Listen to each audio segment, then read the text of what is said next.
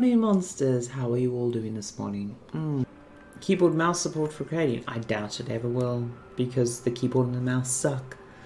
The keyboard's useful in how many buttons and stuff it has on it, but whenever people ask for keyboard and mouse controls for Dreams, I'm like, people have spent so much time learning to bash rocks together to make stone axes, that when you tell them that they've got to melt steel to make bronze axes, that they're going to fight tooth and nail, and they're going to complain, why can't I chip stone?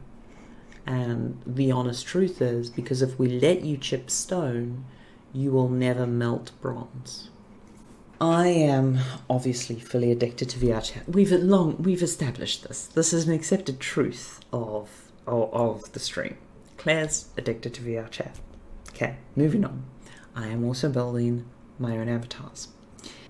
This means for the first time in a while, I've had to seriously engage in Blender and PC tools. Now, I will defend Blender against any of the tools, Maya, Max, anything that's out there, and I believe that Blender's genuinely the best suite of tools there. Yes, it's free, yes, it's open source, yes, historically it's had UX trouble, it's gone through so many UX reworks, it's honestly one of the most intuitive UIs. So, strong love for Blender, strong defense of Blender, and the work that Pablo has been doing on the Blender sculpting tools is next to amazing. However, big ass, however, the fact that it is an old school system based on polygons, even with dynamic topology, makes it frustrating to work with. I forgot how much I hated UV unwrapping, and I don't hate UV unwrapping. In fact, I found UV unwrapping one of the more calming things to do, like knitting or sewing by hand and cross stitch. It's lovely, but it's time consuming. And then like you do something with dynamic topology or something, and then your UV maps are wrecked, and you're like, what the hell? So in that sense, I have been extremely frustrated. But more than that, more than dynamic topology, more than vertices, more than unwrapping, the thing that has frustrated me is the lack of 3D input, because they still haven't got proper VR support in Blender, and there's a reason for that. The metaphors don't match. The metaphors do not match. And I'm gonna go back and I'm gonna tell you a story. The first time I touched Dreams. Now I can't say too much because obviously this is development stories of Dreams and stuff. I had not yet started at Media Molecule, but I knew of Dreams. I had gone to meetings with them, and I had been helping them out with stuff from the Central Tech Department. So I had engaged professionally with Dreams quite a lot. But I hadn't got my hands on a build because I didn't need to get a hands on a build at that time to do the kind of work that I was doing. But it's important to realize I had a working relationship with co-workers there and all this kind of stuff.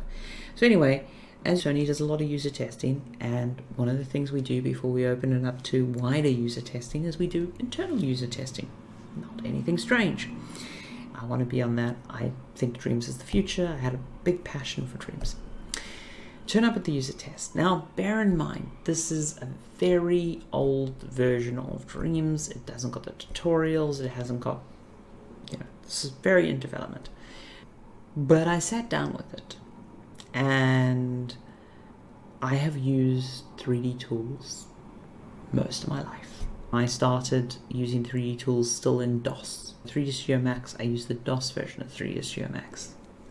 I have familiarity. I'm not a 3D artist, but I have familiarity.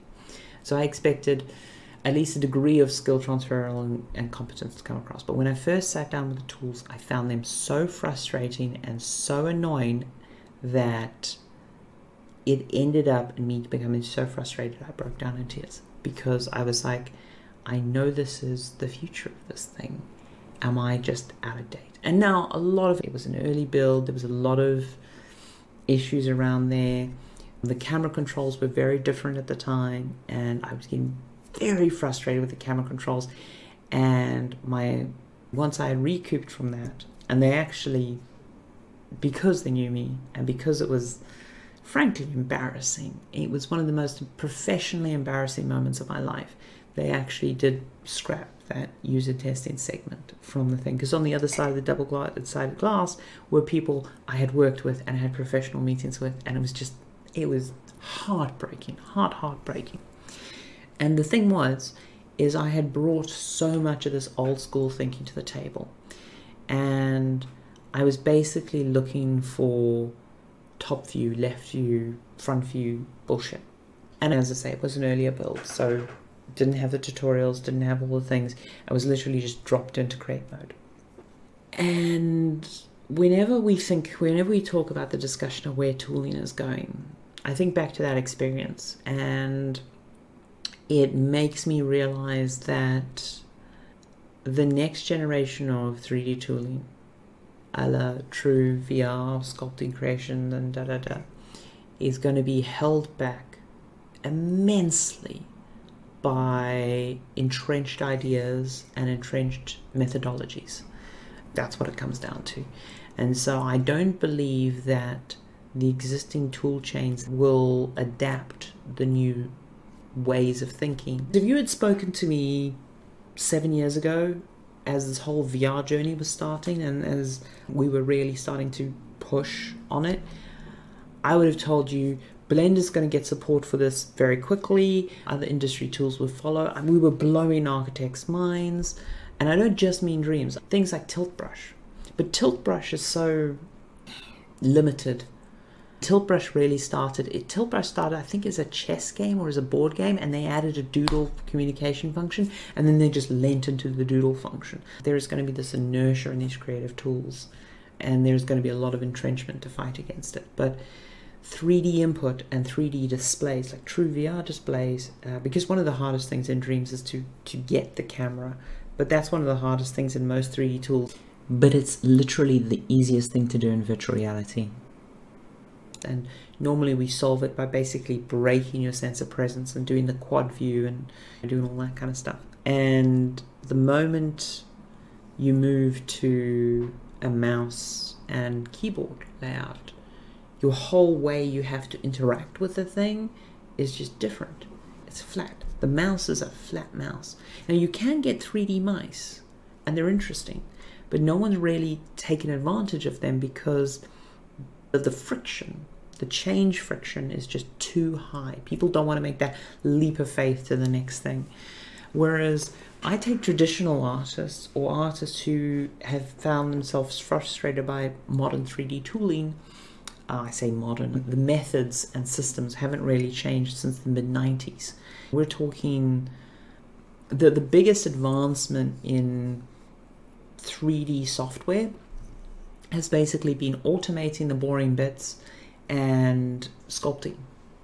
And modern sculpting, by the way, with dynamic topology, didn't come out of a big studio. It came out of one guy who was in Ludum Dare all the time. He made a program called Sculptress, and Sculptress so wiped the floor with ZBrush and all of the other attempts, because it was the first true dynamic topology sculpting tool, that it was acquired. To this day, the only tool that's getting close to where Sculptress was is now the Blender tools, which again, the Blender sculpting tools are mostly being driven by one programmer.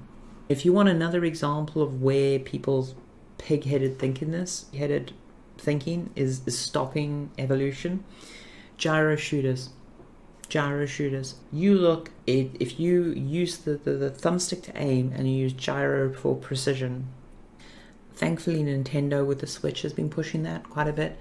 PC gamers are starting to realize it with the Steam controller, that a decent controller like the DS4 or the Steam controller using analog stick motion and then gyro precision aiming gets consistently better results in shooting galleries than a mouse and keyboard layout. But you tell that to most PC gamers and they will scream and hold their mouse so close. People hate change, is what it is. And maybe someday a mouse keyboard situation happens, whatever, if it does. But if it does, I'd be very sad. I'd be very sad because there's a lot to prove. There is a lot to prove. And if you're going to interact with 3D things, you need 3D tools. If you want to do 2D things, screw the mouse, go for a tablet pen. If you're doing like Photoshop, go for a tablet pen, go for touch. Be augmented by the keyboard. And I'm not saying the keyboard and mouse don't have their usefulness. Hell, I still use the console because console UX tools for some tasks, for single-threaded tasks, are good. It's not to say that paradigm isn't still around, but it really comes down to people who are good at chipping stone, not wanting to learn to melt bronze. That's what it boils down to. And I have been shocked and amazed at how slow the adoption of true next-gen workflow has been. And it's been frustrating for me. It's been very frustrating for me. And I have a huge passion for VR, and that's why I joined Sony in the first place. I was working on Morpheus basket headsets as a third party, and I was like, want to be there. And I feel frustrated now because I look back at the last sort of 5-7 years, and I'm like, what have I done to move the state of the art forward? And I'm not sure I've done enough. So it has been thinking about how I engage and what is the best way to spend my time. And I've been thinking about it a lot lately. I've been thinking about it a lot. And I do think Dreams is one of the most interesting projects in the space on it. But I'm not sure I'm doing the best thing I can do on Dreams. Yeah, the transitions are painful. Transitions are painful. And I just realized that I've not been leveraging enough pain on people. My recent going through with making VR chat avatars and getting back in touch with Blender and Blender's tools. And this is, as I say, no way knock on Blender. It's one of my favorite tools. But I just don't... The thing is if Blender wanted to implement Dream style workflow, for example, people would be up in arms screaming. They would not be happy. It's going to have to happen in new tools. And I hope there are new tools. Dreams cannot be the only tool that does this. There have to be other tools that do it. I'm very interested to see what happens with Adobe Medium. I am watching Anton because he left us and he went to Adobe, and I'm like, come on Anton, work your magic, work your magic. Because he's one of the geniuses behind the Move controller.